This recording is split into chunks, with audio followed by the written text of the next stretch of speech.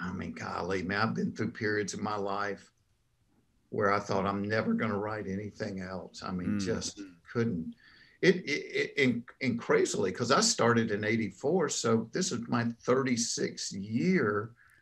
Um, I get writer's block less now than I did even 15, 20 years ago.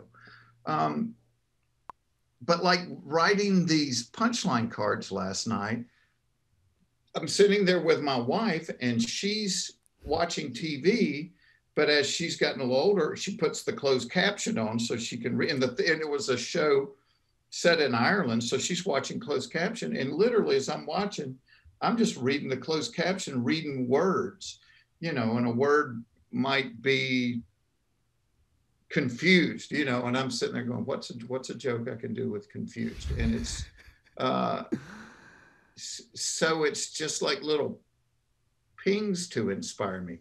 I think it's great to have one or two other comics Mm. that, as you have these ideas that you can, and you get stuck, that you can go to these other people and go, "Hey, is there anything funny in this idea?" Uh, I have a buddy, Scott Dunn, who lives in Nashville, that we just write well together. And, there's times that I'll go to Scott and say, "Is there anything funny in this?" He's, I don't, he's honest. Or he'll go, "Yeah, that's a good premise. Let's see what we can do with it." So I'll write jokes and I'll send them to him, and he's like, "I don't like this part, but I think you're on the right track here." And so find somebody that you can that you can write with. Mm. Writing's the That's all we are. We're writers.